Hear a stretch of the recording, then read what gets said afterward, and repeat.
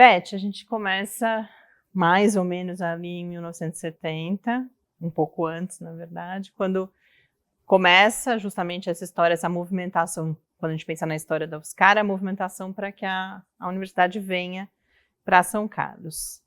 Nessa época, você estava ali ingressando na sua graduação, e aí eu queria então que você começasse contando para a gente mais detalhes, que momento era esse na sua vida, você morava, por que você estava aqui em São Carlos, por que essa história sua se mistura com a da UFSCar, para chegar até o momento, se você lembrar, qual que é o primeiro momento, quais são os primeiros momentos em que você ouve falar de uma possível Universidade Federal em São Carlos. Bom, eu sou são carlense, nascida aqui, criada aqui, me formei aqui, constituí minha família e fiz minha carreira aqui. Então, veja, a primeira lembrança que eu tenho é do ano de 1966. Eu era estudante da terceira série do curso ginasial e nosso diretor do Instituto de Educação Álvaro Guião era o Dr. Antônio Stella Moruzzi, um grande advogado da cidade. Ele também era vereador à Câmara Municipal de São Carlos e foi um grande apoiador da vinda da universidade. Então, nesse dia 4 de maio de 1966, ele planejou uma grande passeata na Avenida São Carlos. Então, todos os alunos da escola Álvaro Guião, da nossa tradicional escola normal, como todo grande evento de São Carlos, essa passeata, ela desceu a Avenida São Carlos, com cartazes, com faixas, pedindo a instalação da universidade, que já vinha num processo que não estava dando certo.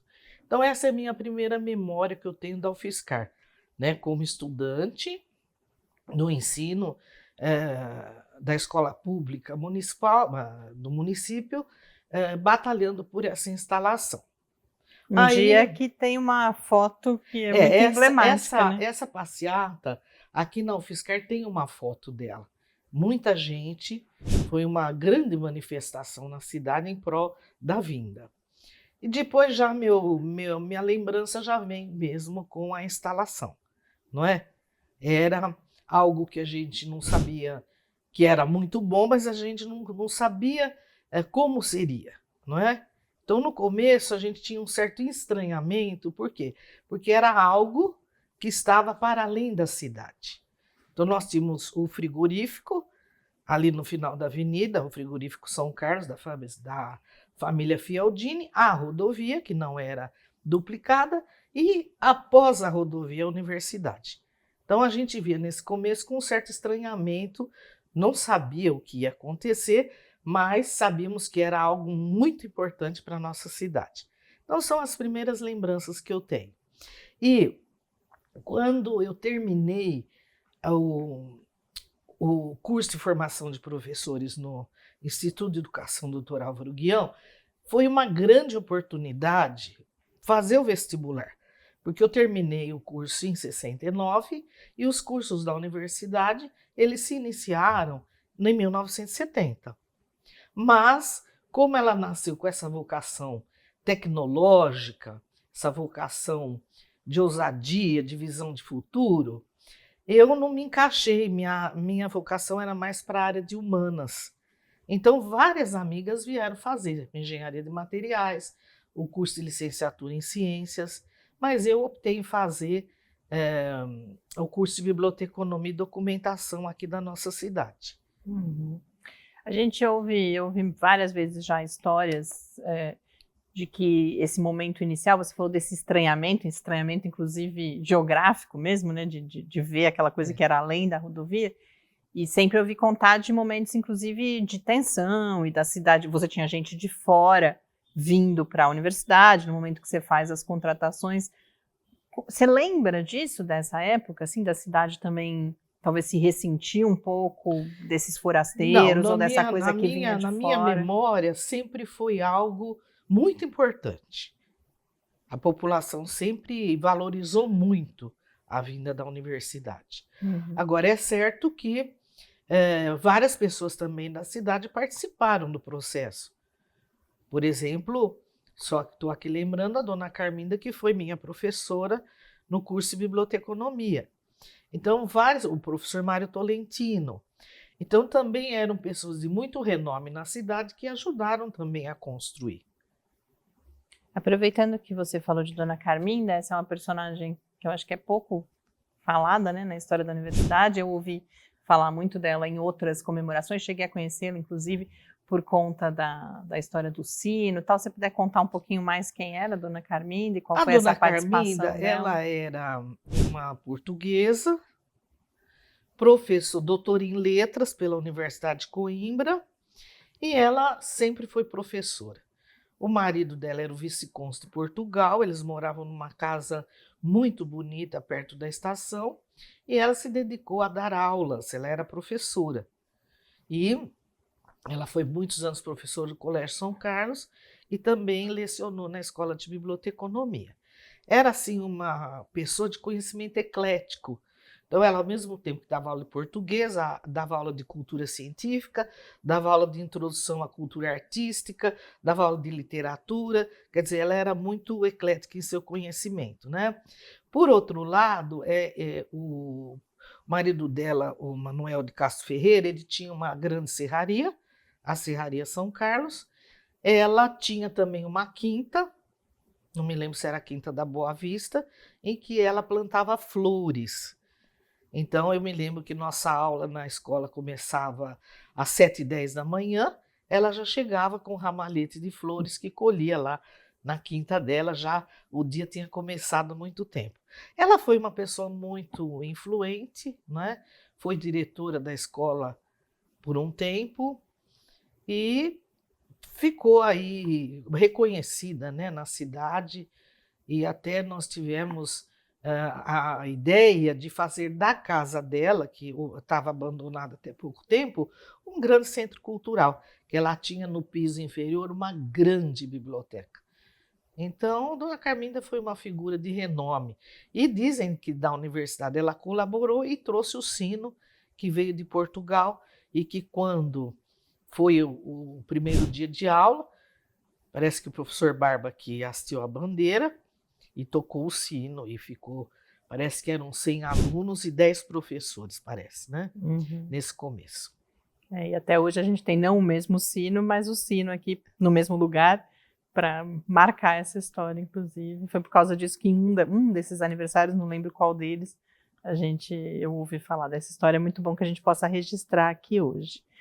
Bom, aí você se forma na escola normal, né? Vai justamente para a escola de biblioteconomia, e pelo que eu entendi, logo depois que você se forma, você segue, o início da sua carreira é na escola de biblioteconomia, como coordenadora de estágio. Você estava me contando agora que aí a relação com o UFSCar já segue nesse momento, mesmo antes de você vir para cá, né? A primeira etapa da minha carreira, Mariana, foi na Prefeitura Municipal de São Carlos.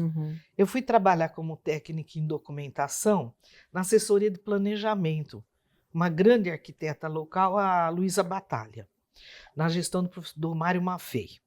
E dali, então, eu vim prestar um concurso na universidade, porque abriam muitas vagas, e abriram vagas para bibliotecário documentalista. Mas, infelizmente, a primeira vez que eu falo nesse assunto, eu não tive sucesso. Por quê?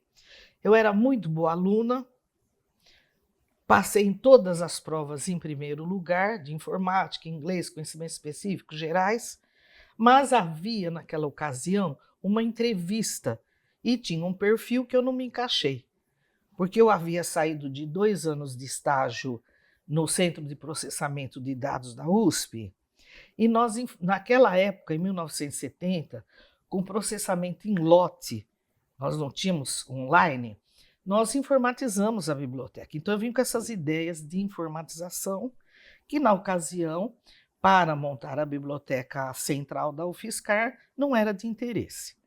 Então, eu fui até desclassificada nesse concurso, e a partir daí eu parti para a carreira docente. E justamente eu dava aula, comecei dando aula de informatização de bibliotecas, né? Na escola de Biblioteconomia. E logo em seguida na gestão da professora Miriam Zambel como diretora, eu fui contratada para ser coordenadora de estágio. E ao longo de toda a minha vida na escola de biblioteconomia, eu coordenei estágio. E ao coordenar estágios, um grande local, um grande campo de estágio era a Biblioteca Central da UFSCar. Por quê? Na implantação não tinham muitos funcionários e os estagiários chegavam a ser mais de 10 estagiários que colaboravam com a biblioteca, ganhando a sua bolsa, né, a sua remuneração. Então eu tinha muito contato com o pessoal das bibliotecárias da universidade. Biblioteca que, obviamente, não era onde é hoje, né? Se você puder me contar Não, um pouquinho onde era. A biblioteca central, ela ficava aqui na quadra, aqui ao lado da Praça da Bandeira, né? De um lado a reitoria, de outro a biblioteca. E ela tinha toda a parte de baixo, era o acervo geral, e a parte de cima, os periódicos, os abstracts, né? E ela ali ficou muitos anos, né? Mas até começou a ter problema de peso, porque a parte de cima não suportava tanto o peso das bibliografias, né? Então, depois que foi justamente projetada a biblioteca comunitária e construída, né, no lugar que hoje ela está. Esse primeiro prédio é o prédio onde hoje é o Centro de Educação e Ciências Humanas, né? E você lembra de essas bibliotecárias que estavam nesses primeiros momentos? Quem eram? Pode contar um pouquinho para a gente? Olha, eu não lembro muito da história, mas eu lembro muito da Leila Lenk e da Claudete Cury Sacomano. Nesse concurso que eu citei, entrou a Lourdes Souza Moraes, entrou depois a minha cunhada Vera Martucci, entrou depois outras pessoas, né? Porque o quadro foi aumentando, porque os alunos também foram aumentando, os professores, e a biblioteca sempre foi uma prioridade da universidade, né? E eram profissionais egressos da Escola de Biblioteconomia? Todos egressos da Escola de Biblioteconomia, porque veja, a Escola de Biblioteconomia, ela foi fundada, criada por um bibliotecário, o professor Alfredo Américo Amar, que ele veio com a USP. Na criação da USP ele era formado na Escola de Sociologia e Política de São Paulo, que a gente chama a Escola Mater, não é? Que é dali que saíram os primeiros profissionais. E ao chegar em São Carlos, ele viu que a profissão necessitava de interiorização, não é? Então ele, com mais 2 bibliotecárias, tiveram a ideia de criar uma escola particular. Então ela foi uma escola particular, formou muita gente até 1970, quando o curso era diurno, matutino, aulas das 7h10 da manhã até 11 horas, 11h30, parte da tarde dedicada a estágios, né? E, pasme, né? Naquele tempo, nosso laboratório de ensino era uma sala com máquinas de escrever. Então, era a tecnologia que se tinha naquela ocasião, né?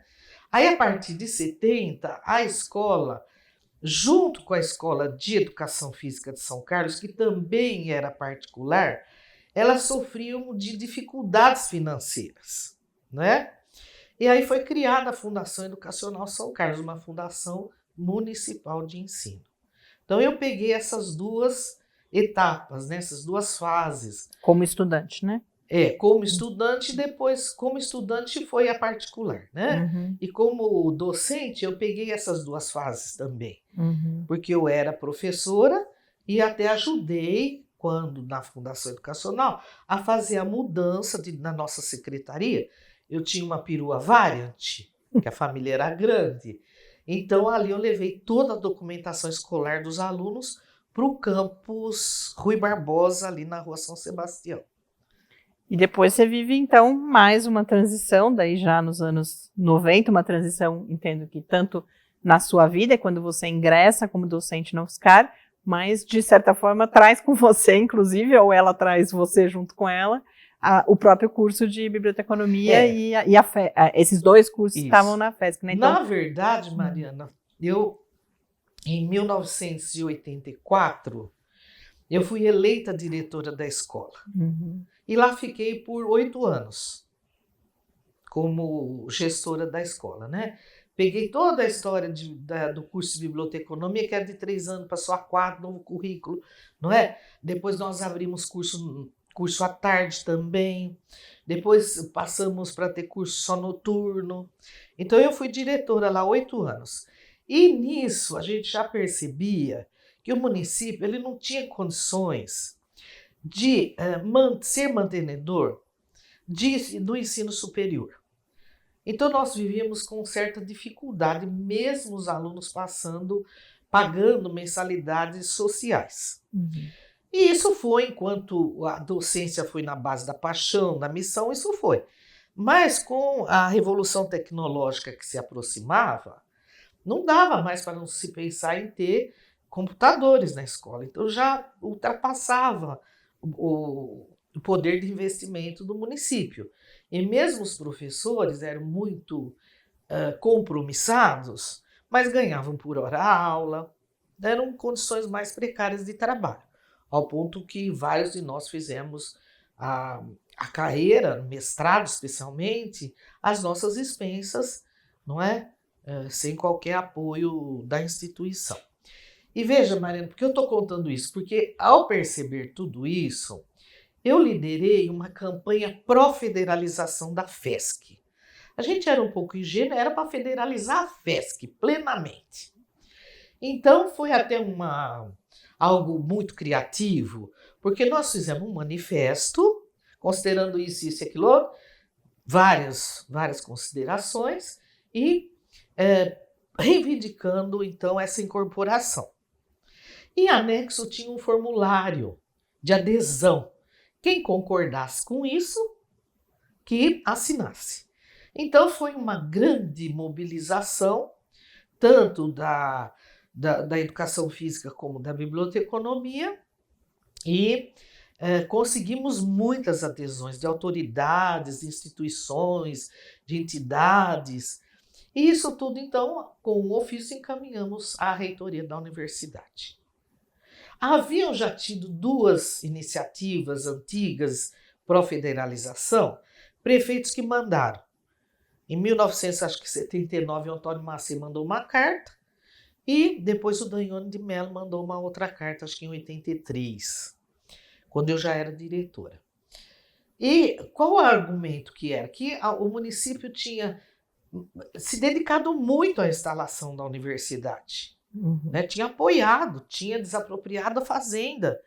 Então, também a universidade precisaria colaborar no sentido de ajudar a resolver os problemas da comunidade. Né? E, de fato, a universidade foi muito receptiva. A partir desta manifestação, dessa campanha que eu liderei, foi montada uma comissão interinstitucional. Era o CEP, acho que naquele tempo, né, o Conselho de Ensino e Pesquisa, que montou essa comissão. Eram 4 docentes daqui e as 2 diretoras de lá. E montamos um largo documento, até com impacto financeiro, com áreas que fossem necessárias, não é? Mas ainda tinha essa visão de incorporação, tinha mudado, não era incorporação da FESC, que a FESC ficou uma entidade naquela ocasião endividada. Ela devia o INSS, devia o FGTS, ela tinha algumas condições que não daria para outra instituição assumir. Uhum. Então aí nós já demos um passo e ficaria a absorção dos cursos, mas ainda naquela visão de que iriam os professores, os alunos, os funcionários e também o acervo escolar e bibliográfico, né? Uhum. Então, a partir dessa comissão, isso foi, nós terminamos o trabalho em 86, vocês sabem que são processos demorados. Em 89, na gestão do professor Sebastião Elias Cury, foi feito um documento que norteou esse processo. Chamava Declaração do Prefeito Municipal de São Carlos e do reitor da Universidade Federal de São Carlos para a absorção dos cursos. E ali nele já foi traçada toda a estratégia. não é? Toda a estratégia que seriam incorporados os cursos, mas a universidade faria a sua estrutura curricular da forma que achasse melhor dentro dos seus princípios e dos seus parâmetros, e a Fundação Educacional pararia de fazer o vestibular. E aqui faria o vestibular. E lá nós continuaríamos com os 3 anos remanescentes, segundo, terceiro e quarto ano até formatura, e também aqueles alunos que tivessem trancado a matrícula. Então, falava também da transferência do acervo bibliográfico.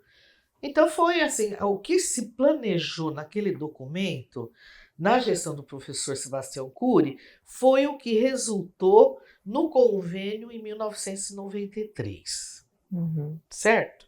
Então, em 1990, a Câmara aprovou uma lei, que também a Fundação Educacional, os cursos eram municipais. Então, a Câmara também aprovou uma lei autorizando a absorção, desde que continuassem noturnos. E a universidade, então, o maior objetivo da universidade foi também, já na época da gestão do Newton Lima Neto, do nosso reitor, implantar os cursos noturnos. Que até aquele momento não havia não cursos existia noturnos. curso noturno. Era naquela visão inclusiva da universidade, de também proporcionar ao aluno, a pessoa que trabalhasse, não é? Cursar o ensino superior público gratuito e de qualidade.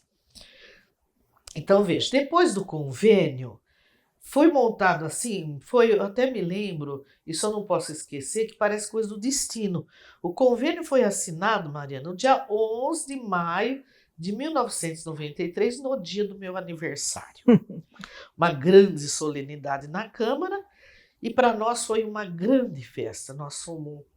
Me lembro bem, nós fomos todos, marcamos um jantar comemorativo. Nós chamávamos de grande hotel, mas já era, acho que, Hotel Plaza, um grande restaurante, né? Fomos todos comemorar, então, o grande feito que tinha acontecido. Depois disso, a UFSCar montou uma comissão de planejamento curricular. Era a professora Helena Rosa Vieira de Lima, que coordenava, junto com a professora Marina Denise Cardoso e a professora Emília Freitas de Lima. E elas, então, ficaram responsáveis em planejar o curso.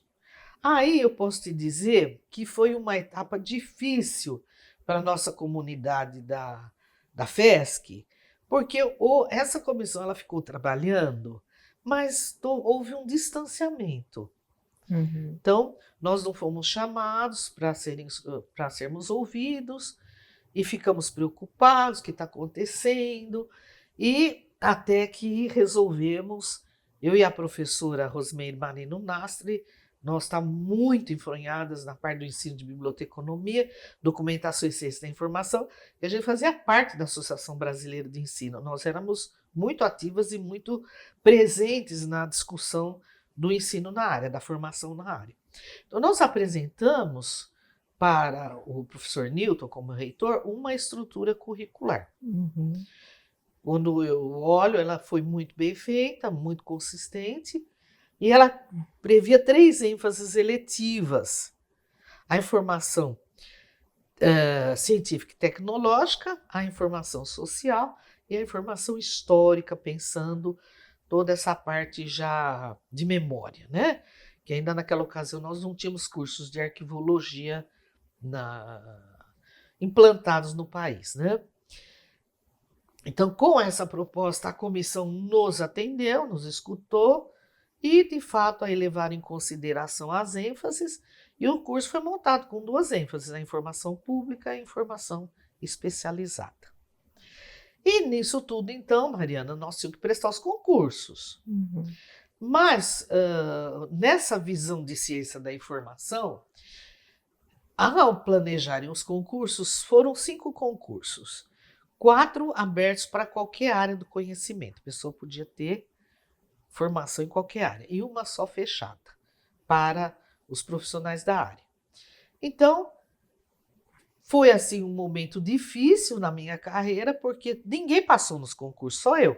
Uhum. E eu passei nessa área que era minha, de disseminação da informação. Então, da turma da Fundação Educacional, só eu vim para a Federal. Então ficou assim, como é que eu vou te explicar? Quando você pensa hoje nas coisas racionalmente, foi o melhor caminho, era o único que tinha, não é verdade? Mas foi como assim? Um pessoal que se dedicou, lutou, fez, aconteceu, não é verdade? E ficou de Na hora fora. do usufruir, ficaram de fora. Uhum. Então, ao ponto que havia até um certo entendimento daquelas turmas virem funcionar aqui na universidade. A prefeitura daria segurança, isso e aquilo outro, mas não foi para frente esse acordo. Nem a prefeitura assumiu de, não é, colocar segurança aqui à noite, ajudar com funcionário e tal, e nem a universidade também insistiu que essas turmas viessem. As turmas que estavam As acontecendo. remanescentes. Uhum. Então, até, veja, de 94, que começou aqui o primeiro vestibular, até 97, os professores lá continuaram contratados, terminaram as turmas e depois tiveram seus contratos rescindidos. Uhum. E a fundação, ela ficou assim um período, vamos dizer assim, que ela perdeu a sua identidade, não é? Uhum. De mantenedora de 2 cursos superiores, ela ficou esvaziada. E depois quis o destino que eu voltasse para lá, não é? Uhum. Então, veja, aí a minha carreira começou aqui na UFSCar. Uhum. Nós éramos um núcleo de biblioteconomia e ciência da informação do departamento de letras. Nós entramos 5 professores, nós tínhamos só uma sala com 5 mesas e é ali que nós começamos, né? Uhum. E os outros 4 vindo de De outros outras lugares. coisas. Então foi assim, vamos dizer, um início muito desafiador, porque pessoas que não se conheciam, que nunca tinham conversado sobre o currículo feito, e já começamos dando aula, porque como teve um atraso, o vestibular foi feito no início do ano, como sempre, e em março começaram as aulas, mas começaram com disciplinas que não exigia professores da área específica. E nós entramos, eu fui contratada aqui em julho de 94, e em agosto nós já estávamos na sala de aula. Então foi assim uma construção coletiva bonita, um processo bonito, e fomos também, vamos dizer, pioneiros em desbravar esses cursos noturnos na UFSCar. Então foi o curso de Biblioteconomia e Ciência da Informação, curso de Educação Física e também Letras, que fizeram um curso assim que ele era metade vespertino e metade noturno. Ele pegava os 2 turnos. E qual foi assim o desafio? A universidade não tinha qualquer preparo para abrir à noite. Uhum. Então nosso curso começava às 7 horas, acendiam as luzes, não tinha onde comer, depois foi montada uma cantina, e nós tínhamos naquela ocasião, se usava o retroprojetor. Então nós pegávamos no departamento que era no SESC, descia as escadas até a Babilônia, o AT1 e 2, para dar as aulas. 20 para as 11 que terminava as aulas, levavam um retroprojetor, naquela escuridão, naquele breu. E muitas vezes fazia parte do nosso kit docente, velas e lanternas, porque às vezes terminava a força Uhum. e ficava aquela escuridão. E nós tínhamos que acender vela e dar aula, e quando já era 10 horas, 10 e pouco, encerrava a aula e íamos embora, né? Era sempre muito gelado, que tinha um lago, naquele tempo ainda era frio, não tínhamos essas mudanças climáticas, e estacionávamos ali perto do AT1 e AT2, e assim fomos. E a universidade foi então se adaptando em abrir. Aí foi estendido das 6 às 7 da noite, o horário de funcionamento, até que depois as coisas começaram a funcionar no noturno, né? Mas foi uma fase, vamos dizer assim, de desafio e até de um pouco de falta de segurança, porque não tinha como hoje tem a iluminação nos nossos caminhos. O ônibus parava lá em cima, lá na entrada da UFSCar. Então o aluno ele tinha que descer até o AT1, AT2, a pé. E às vezes eles iam a pé lá na Sim para ter as aulas de informática. Mas tudo deu certo. Assim ficava onde nessa Assim época? ficava lá onde era mesmo, né? Lá no Aqui pé já na da área Sim, lá na norte. área norte. Então, Mariana, foi assim, eu fiquei em 94, 96 foi criado o nosso departamento de ciência da informação, o Conselho Universitário aprovou e eu fui a primeira chefe. Mas eu deixei a chefia, não fui até o fim, porque eu estava no doutorado.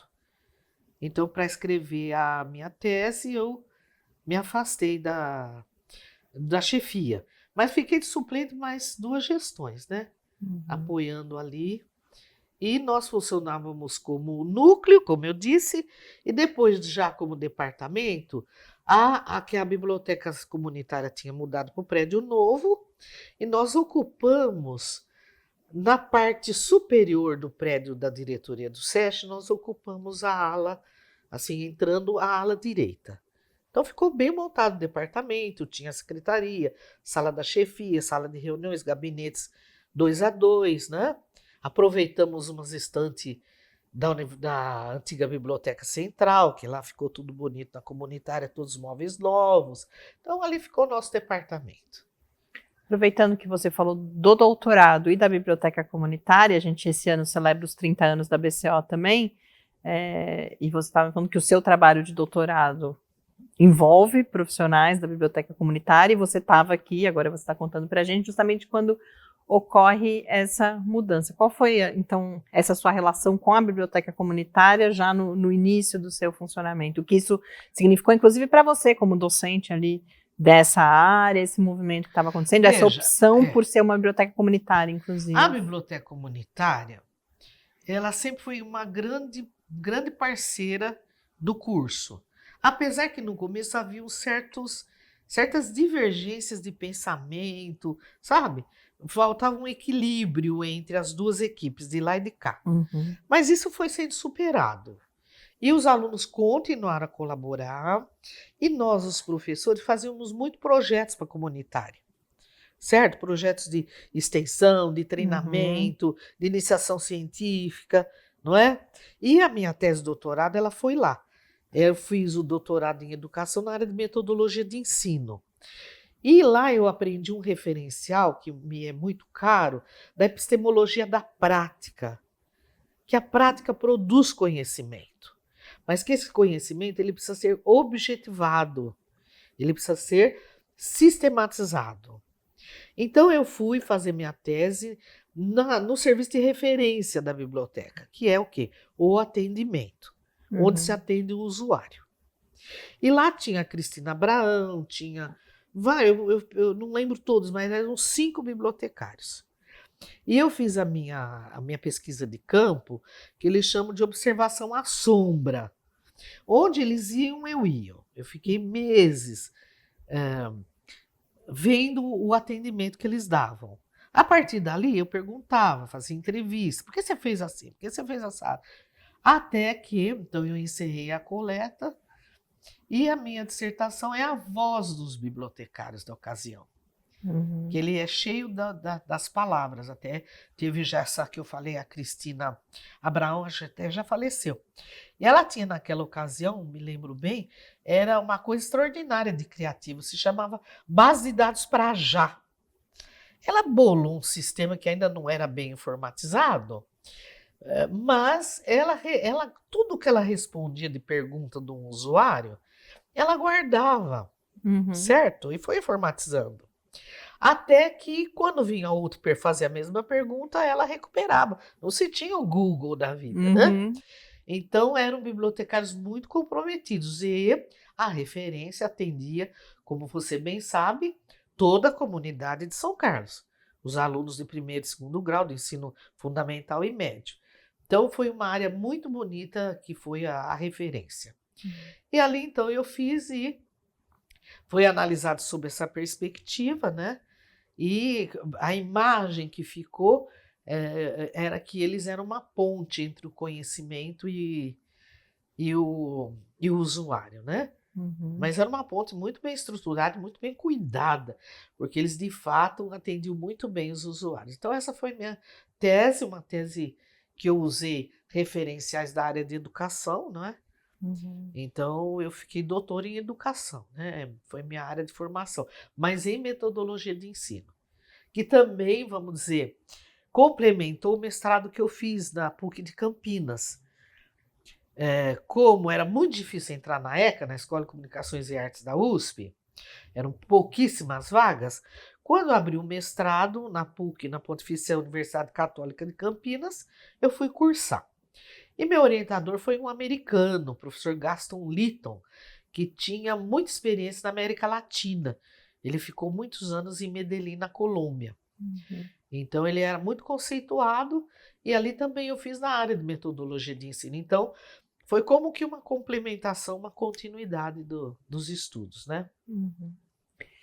Beth, você me contou, a gente começou falando de um primeiro momento que você pôde participar, ainda muito jovem, da luta pela própria instalação do UFSCar, e aí depois dessa sua participação daí muito intensa e na liderança, inclusive, de um movimento de expansão da universidade e de incorporação, que eu só agora percebi, né, me preparando para essa conversa, que foi o primeiro, porque mesmo Araras, que logo depois é incorporado, isso ainda não tinha acontecido.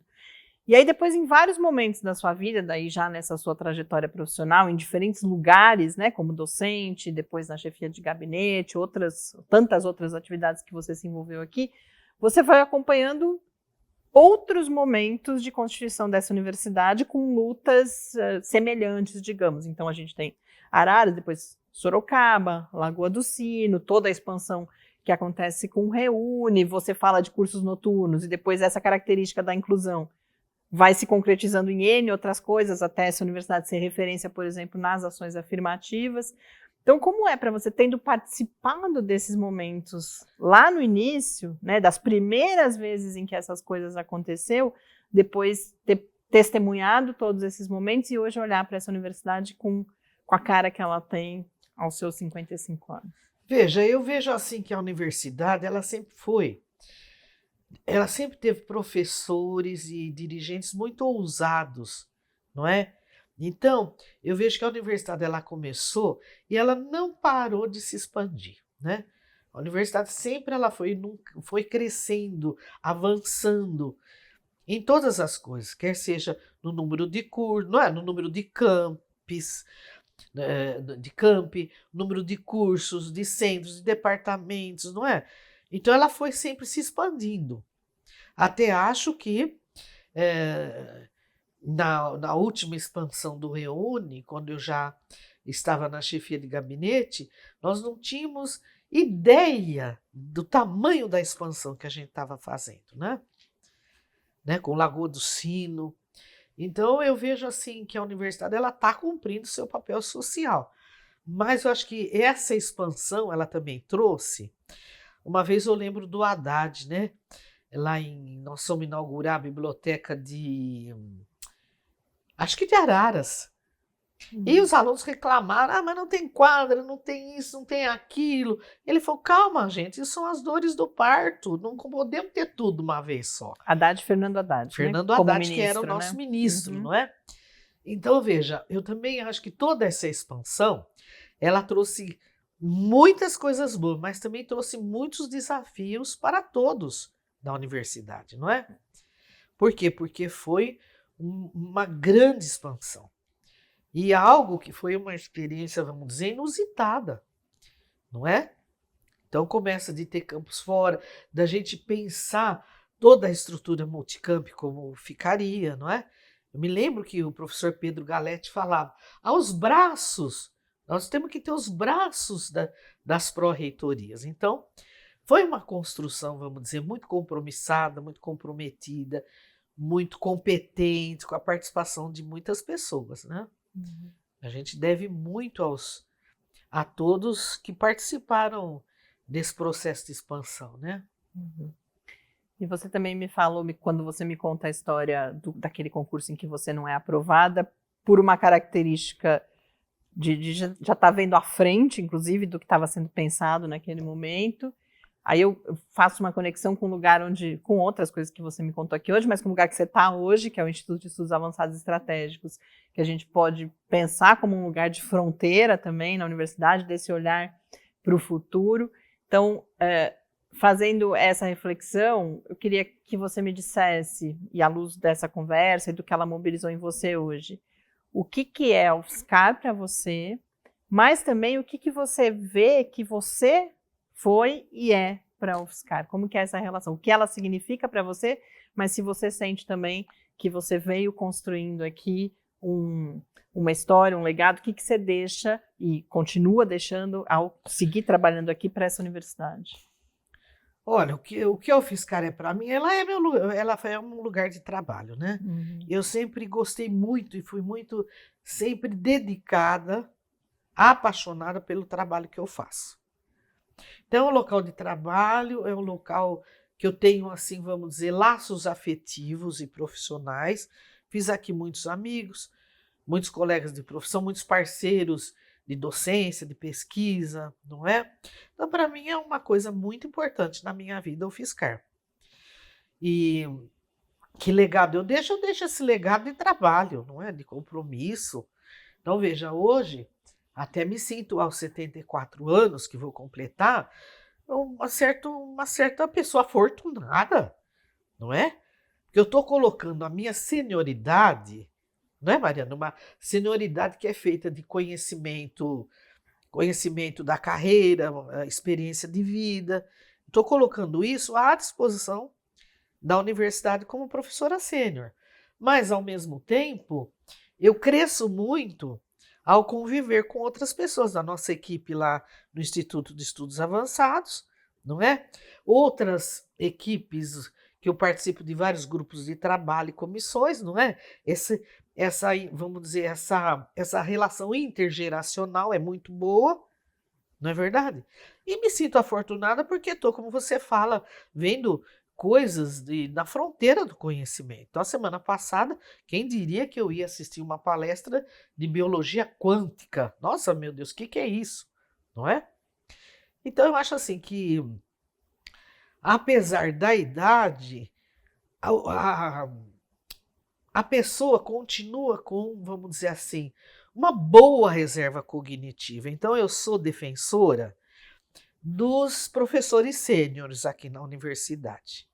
Eu acho que eles deveriam ser muito valorizados, por quê? Porque eles carregam um conhecimento de muito valor, não é? E que a universidade poderia usufruir mais daqueles que têm o interesse em continuar, não é? Por quê? Porque são pessoas com mérito acadêmico, pessoas que ainda têm condições de trabalho e que podem continuar ajudando até que acharem que é o momento de parar, né? Então, hoje eu vejo que eu já não daria mais conta de trabalhar 8 horas por dia, ser uma professora, estar na carreira. Mas dentro das condições que se tem, eu acho que a gente deixa esse legado de trabalho, de contribuição. Apesar da idade, não, por causa da idade, Beth.